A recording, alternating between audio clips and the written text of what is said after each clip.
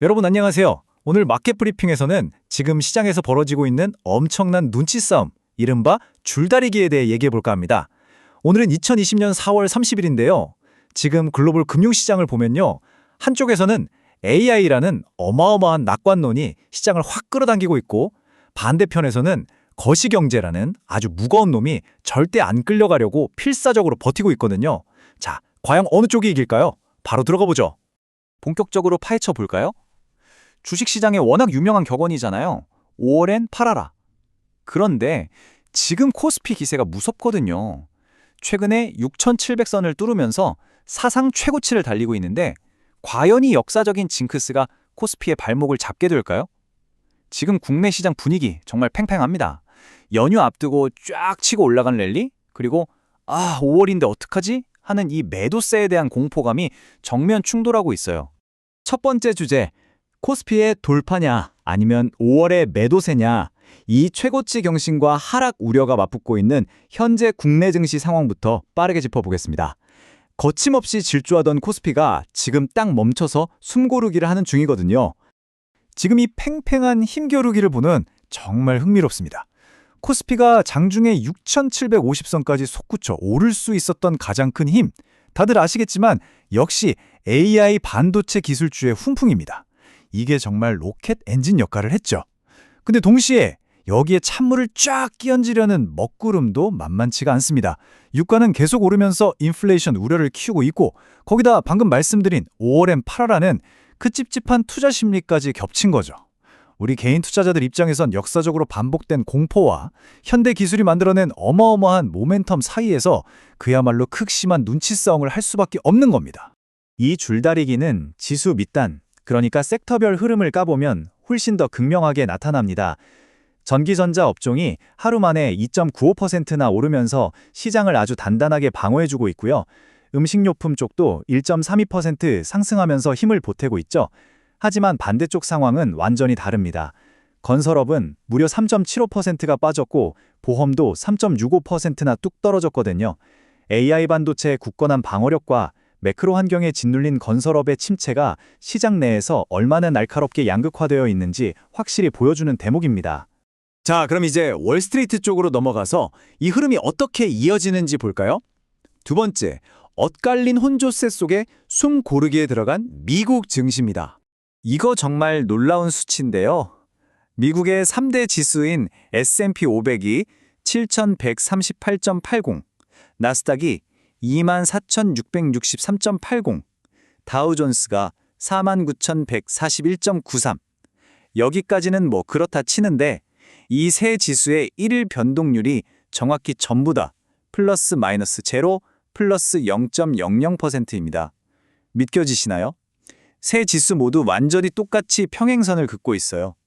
수많은 신호들이 엇갈리다 보니까 미국 시장 전체가 그야말로 이러지도 저러지도 못하는 관망세, 즉 마비 상태에 빠졌다는 걸 이보다 더 직관적으로 보여줄 수는 없을 겁니다. 겉보기엔 호수처럼 잔잔해 보이지만 그 속은 진짜 엄청난 소용돌이가 치고 있습니다. 도대체 왜 지수가 0.00%에 꽁꽁 묶여 있느냐? 우선 FOMC의 금리 동결 소식이 시장 전체를 꽉 짓누르고 있죠. 그런데 그 밑에서 개별 종목들은 미친 듯이 널뛰기를 하고 있거든요. 일례로 헤지펀드의 거물인 빌 에크먼이 아주 야심차게 내놓은 신규 펀드는 상장 첫날에 무려 18%나 폭락하는 충격적인 결과를 낳았습니다. 메인 지수는 완벽하게 얼어붙어 있는데 개별 종목들은 비명을 지르고 있는 아주 극단적인 혼조세라는 거죠. 세 번째 주제, 오늘 시장의 빌런이라고 할 수 있죠. 글로벌 시장의 숨통을 조이고 있는 FICC, 즉 채권, 외환, 원자재 시장의 압박고리를 들여다보겠습니다. 여기서 우리가 정말 주목해야 할 숫자가 하나 나옵니다. 116.62달러. 네, 이게 바로 오늘 시장의 이 모든 극도의 긴장감을 불어넣은 핵심 주범이거든요. 바로 서부 텍사스산 원유 WTI가 장중 기록한 4년 만의 최고치 가격입니다.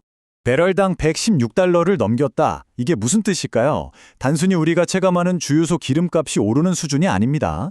이 유가 폭등은 전 세계적인 인플레이션 공포에 다시 불을 확 지피고 있어요. 기업들 입장에서는 비용 부담이 기하급수적으로 늘어나니까 경제 전반의 목을 꽉 조르고 있는 셈이죠. 물론 이 와중에도 석유화학 관련 주식들한테는 이게 완전 생명줄이자 엄청난 호재로 작용해서 특정 섹터만 쭉쭉 밀어올리는 그런 기현상을 만들어내고 있기도 합니다. 자, 그럼 이 상황이 어떻게 꼬리에 꼬리를 물고 시장 전체를 뒤흔드는지 단계별로 한번 짚어볼게요. 첫 번째, 유가가 이렇게 뛰니까 미 연준이 금리를 못 내리고 매파적인 기조를 계속 유지할 수밖에 없죠. 두 번째, 여기에 시장이 즉각 반응하면서 글로벌 금리의 기준점이 되는 미국 10년물 국채 수익률이 4.424%까지 확 치솟아 버립니다. 그럼 마지막 세 번째 단계는 뭘까요?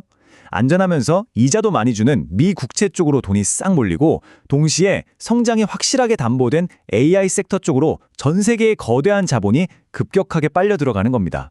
연쇄적인 머니 무브가 일어난 거죠. 그렇다면 이 엄청난 압박 속에서 그 많은 돈들은 다 어디로 흘러가고 있을까요?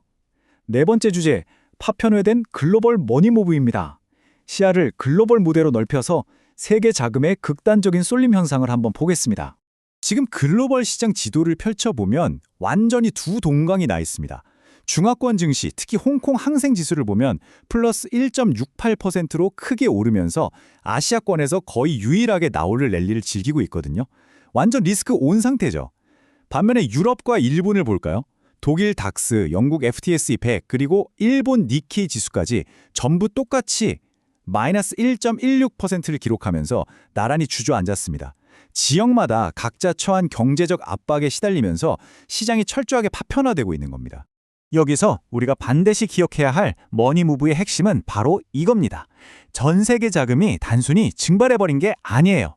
돈은 일반적인 신흥국 시장에서 싹 빠져나와서 달러 강세의 혜택을 얻은 미국 자산과 아시아 내에서도 AI 수혜가 가장 확실한 한국과 대만 쪽으로 극도로 선별적인 사냥을 다니고 있다는 겁니다.